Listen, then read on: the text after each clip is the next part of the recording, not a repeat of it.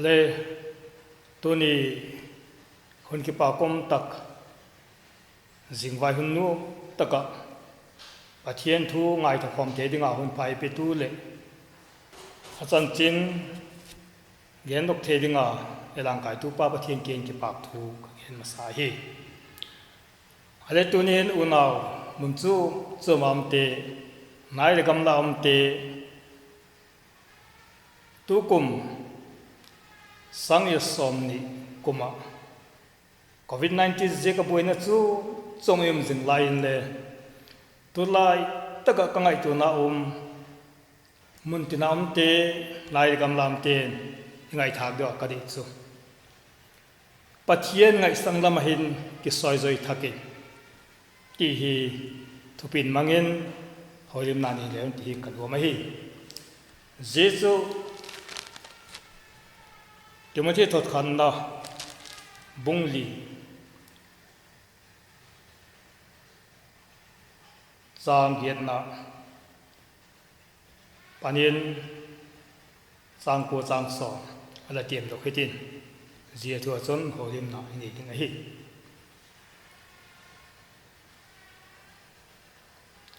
athukila thena din sang sagi paniti thuki phok kom pol chele tuan thumang lo chon gi hat ki pathian ngai sang labin ki soi zoi taksalama ki soi zoi na hin phachom na ani thohi ma le pathian ngai sang na chu banglam lamin le phachom hi tua hin na le hinang tung ding tianga thutem ni hi je thu hi amwanumin apom ta khi je takachon isem gimon ipang ham hi pathian hinga chon ikinem nawa oma ama chumizo se hukdampa agingte ading aizodia khi lalpa tu thieng bible thiang apeli tiam dokta khi athakin ibon sawadingin male som saken la koren le ka thot thua bungli na thu hi achang bulam evaket chon honunung lam le miken khatte puiman na thagau te thi thalam thuil na te pathian ngai saklo na lam te le gin na hai sana ki che zak ding thu honunung leng thu nastak na ge na je ka som tu hai hunile honunung zakwel boina sumpi het phok lowa COVID-19 bang coronavirus bang itia ikam pum pi vanule sit choklingin boina sumpiam jin layen hununung lama huntung ding so chak poran Timothy ginna achadai takkinga ngai na takmia ala thot ala zikha tuni hin nang le ke ya dinga le muntinam nai de kamla te din le apoi mo tak zeta hi ngai tu thakin i vaccine na chon thuki pu kompol che le thumal lama chon ki hat ki tu la hin thuki pu kompol che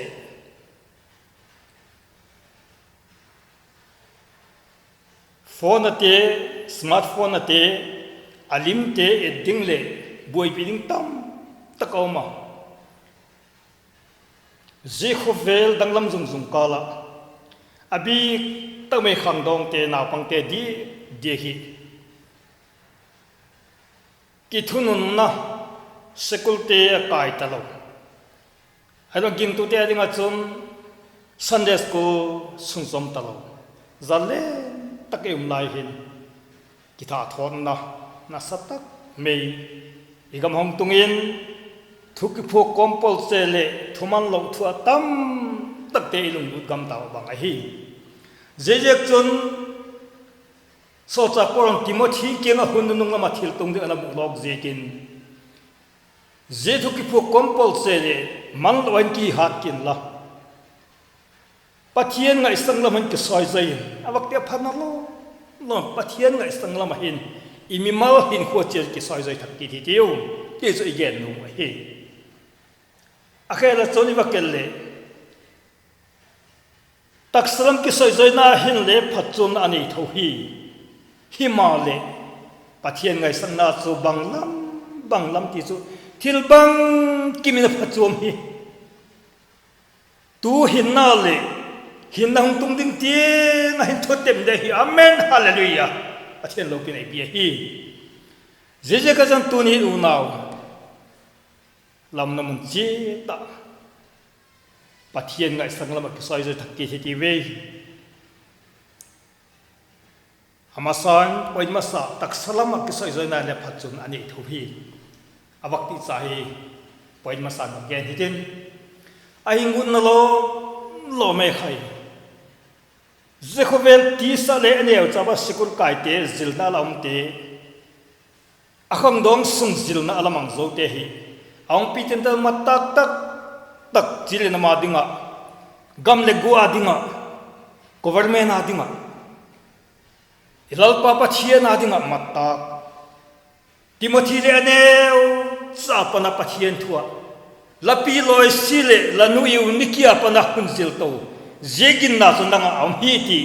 timothy na mu chien sa kha jigol jun na pang kham do timothy kianga chun khovel di salama ki soizoi na le phatchum ani thohi je kham dong sum thunun le amte khan lelam pangalo tin na lo pi tak government official te ano sablien te sepai lama te le lo pi tak din mun achang thi wa hi himale so cha pa gen bo jimu the te hun chom chakhata ding a hi pathian ngai sanglama ki soina chu thilbang kim phachom ti tu ni gen num pen so hi khudi ta le pathian ngai sanglama bi am ki soi zoi tak le aneu sapana pathian thwa ki soi zoi apachom de chu adam lai ni huntia athiang lo khoi khatalo nek thiang lo net talo nung chan thiang lo nung talo hin ko thiang tho tun mang to te kha aneu sapana pathian ngai sanglama ki soi zoi te khavel mi wang pha pen te hiu je khel ki da chun upanung tek senung te le min pathian thon ngai sak tak le ahum ki su thiam thowa am tamun che to khan mak takin ahum mo hi je chun pathian ngai sanglama ki soi zoi hi taksadam lai sung je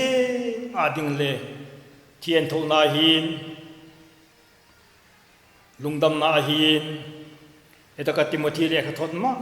ma ki chen takan lagena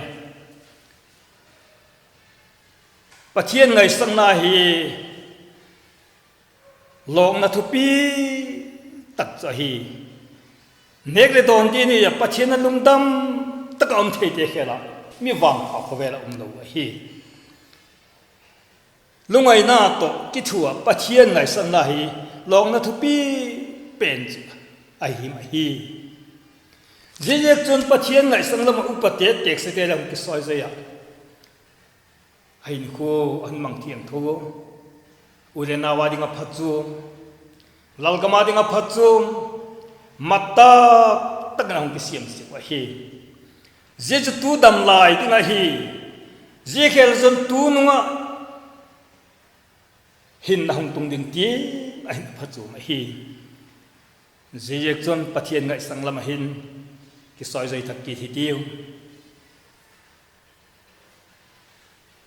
ziyek chon mi pathian ngai sang na lama hangum phal le mi nei tep te phak lo hile le pau cham na lama te silpiek lama te tomai na lama te thien thong na lama te ginum na lama te pathian ngai sang ma ki soi zoi na mantam taklamang se koi abi tang men pau chon lam gen masale hin la phok to chon mithi puma tu te chon kipa tang na ga sumu nge ina ti bible again hem ziek chui ngai khom na pathiana pau sam na ging tu ko to bang khat jing sinagit soi za jing kal mata ka tho devotion chi jing pau chap jing te hin ko alam dang nge chun ve na mi thi tui pau cham na mi thi tui puma tu te chun ga ki pa tak nan do kina tu ihak sam na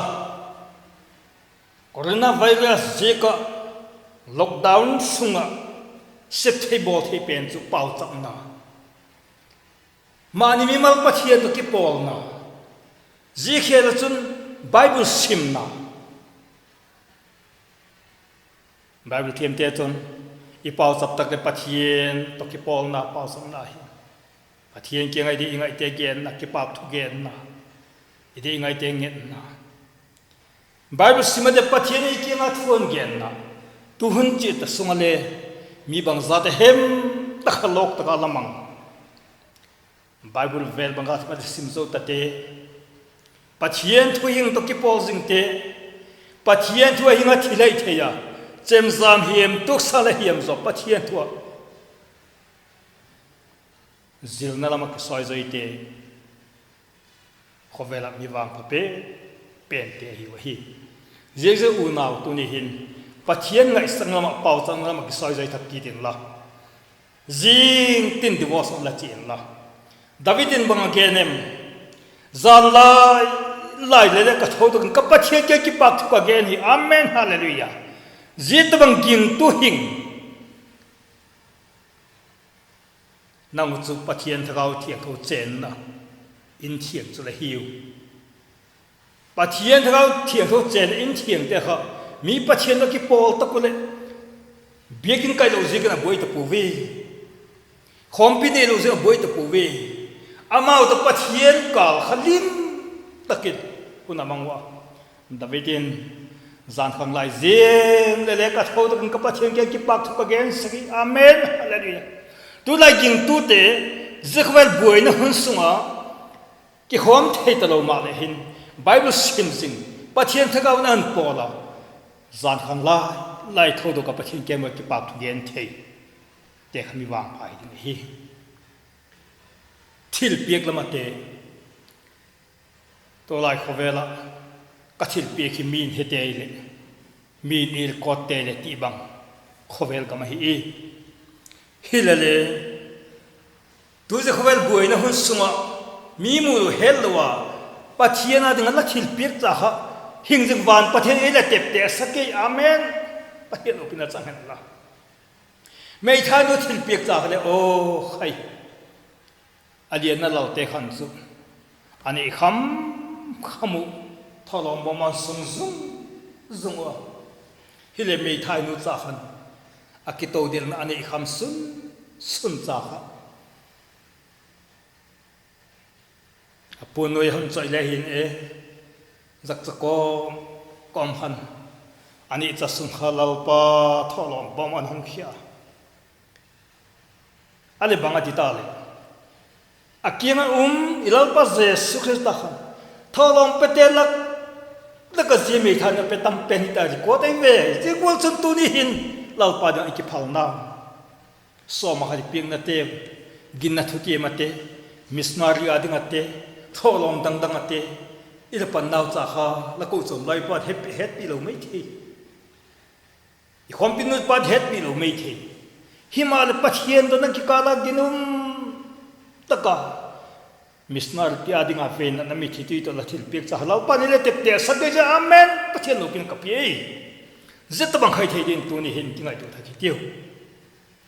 pathien ngai sang lama thil pek na lama pau cham na lama migen thei ki thu pi na tu la tak migen thei ki thu pi na government ni le bang zat ma bola a pha chu ma mai ale nang kiang le migen thei ki thu pi na tuan thu kha da chun alau mun la lal pala pathien nun ve tharing ka hi ti thu kha ta men kiwa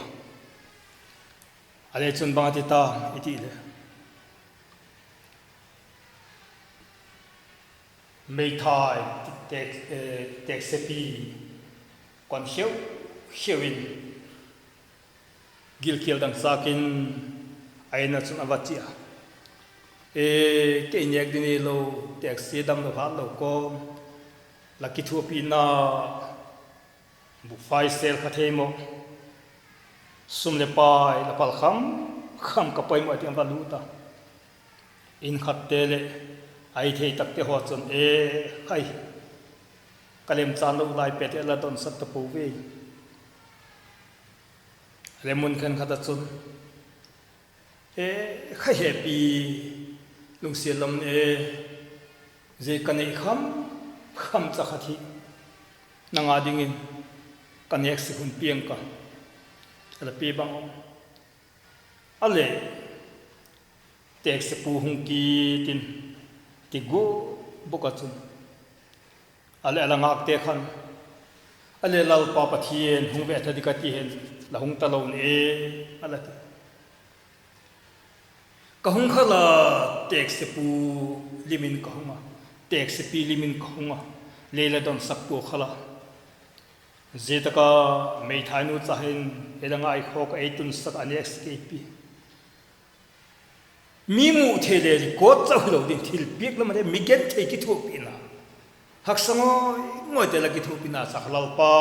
la tep te sak hi jechun lain sak lain thang gil kil dam cha la kieng na kom haksa pan pi ngai te chu lal palama la ki soi zoina thagaw la mal ki soi zoina ga ha ang kilang ting hi pathian ngai sang la ma ki soi zoina thil bang kim na phat chuam hi mi pathian ngai sang ki soi zoi te le je dam lai ni hin le phat chum na lin takane ya nek lo ding ni ta lo thien lo na khoi khat ta lo dik chen pon si la te khaini kuwa le chep le mum tie nang ki su thieng wa thieng tho sit setin dam lai te amang wa khovel ka male eton ta hi sel na le pha ji ka chun pathin ngai sang ma ki sai zo hi ti nu nek le don le ki su thieng tho hi ti je chu tu lai hun nu ngai ta je kin i poi ma mau te la ka in kai tu hi je bep cheren je dam lai sun sung cha hilowin je khovel hun imat zo takulele kumtung ma ina sep na chang halal pa ila tep te sang na lai hi ti cha hi ingai to na hen la je ka chun tu ni hin una mun chu chumam te pathian ngai sanglama ki soi zoi tia sau chak pola timochi na pangkinga abake cha hi je thu hi mang hitin e mau che le ki soi zoi thak hitin phim gel pau sam na te bible sim na te piek do so ma khalle thil dang thil piek ate ai la migen thei ki thu pi na te i thei dan chetan lal palam hin pang le hin in bible son lal palama la sek gimna su thon hi pui sugling gol lo tet takin pangon lal palinga la sek gimna la pannaw sa ka thon hi pui ti mu hi son ni bagen tinum bana poindinga son pathian ngai son ma ki soi zoi na su tu hin khoding le hin khong tung ti tinga thutep li hi jejek taka chun isem gimun ipang ha mo hi pathian hinga chu ikinem naw oma ama sumi zo se hukdam pa hi aging te ading ai zo diak hi pathian hinga kinem na hing min kinem na hinga nei takle katak sa thien na mangdale jesu la thina pa thokit pazara chon kum tung gong lu dinga thoki de ti kinem na hing thina pa thokin na jesu christa kan be ma ke hi thokin na hin na lau pa chu pa hi thima le chu hing zingin lau jeje kan tunin pathian ngai sangwa jing tele isem gim now zek to isem gimun ipang ham oi zek jon so pi u now pathian hingala kinep na zeka sem ki ma la pan ham nai bang chan mem tingai tu thak ki thi pathian hinga sem ki ma la pan na cha kha lain sumi te het pi lo me the gospel zika ho sel la tu na gil kel dang chak la tu na tak sam na la tu na lalgam na sim na zika ngui ngoi lam namun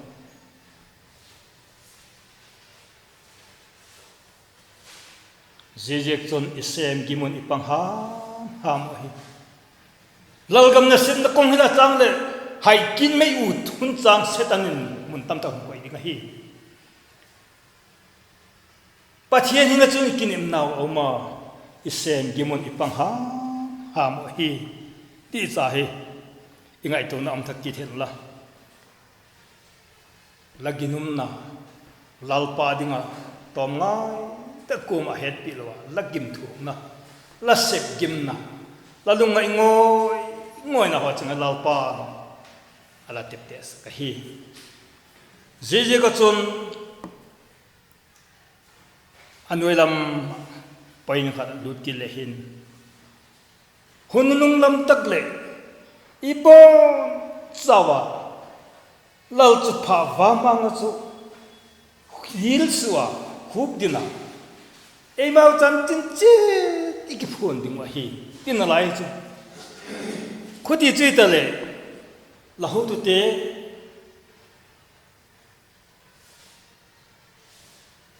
zam tak te ai lo nga le u na ko ta bang te la boi pi ma ma te sa tu ni ni ge num chu pa chen ngai sa ma nang le nang kha i poi mo hi lal pa ma ngai tin kit tak le nang le nang ke ma nge hi na nge kha le zo sin ba um chan che phom ding wa hi ti hin lai chu jek chu thu pi tan ni le lal pa ma kilang ki che di hi thu pon dok bung som ni chang som ni thum na chon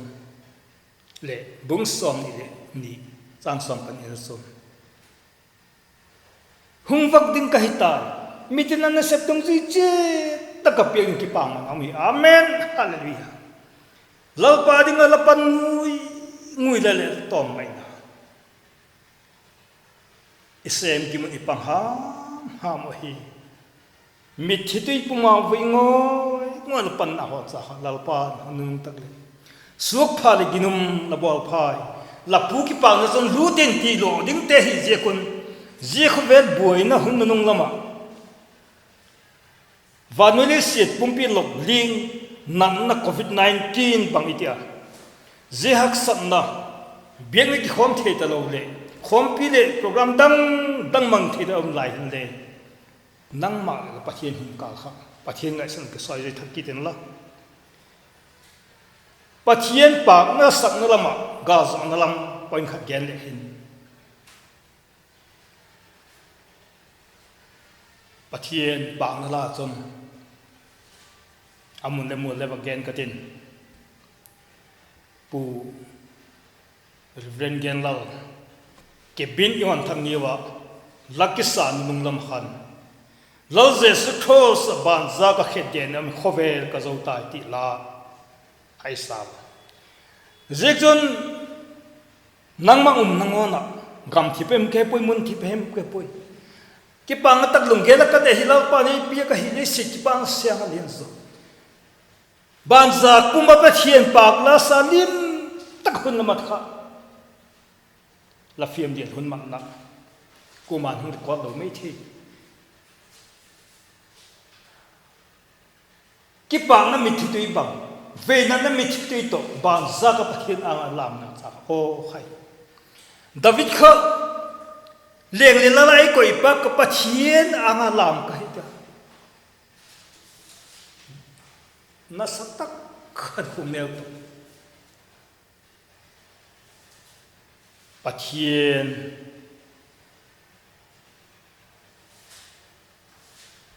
samchin bua ilamu pathian bom on pokin niwa alim da takhami pi te to zialam na le ki pak na husa ha lim tak pathina ki pak na lam na hin setan sul thil hi thina tam tak azoi cross la pa je suban zat lam khan sual na azoi je je pathian ngai sanga mi ang ke soi tak le ki pak tak lum ge la kan lal pa ni pi ka hi ko ma het pi lo pathian ro ki kal ki pak na thap David kedin thi chu lo na hi hin chu Krista ka su nai thi na tuak di le lim tak ngam tak thi na zo thi khop dinga pathian ngai sang na thi na zo tu Krista to hun mat kho mi ama ki tuk lu hi pai mo tak zate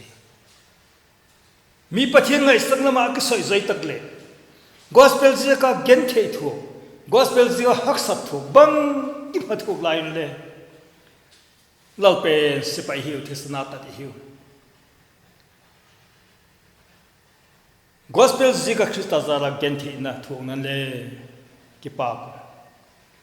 pathian mina thuốc thei kim thiam thia kipak thu gen so le la mo hi je chu pathian na soi zoi te din mun le ga su da ai si hi akipak kum di chu la ha tin la ha lum le lal pa dinga la ki soi zoi ya la dam sunga ginum taka mi mu le mu lo hi le to mai pan na cha kha lalpa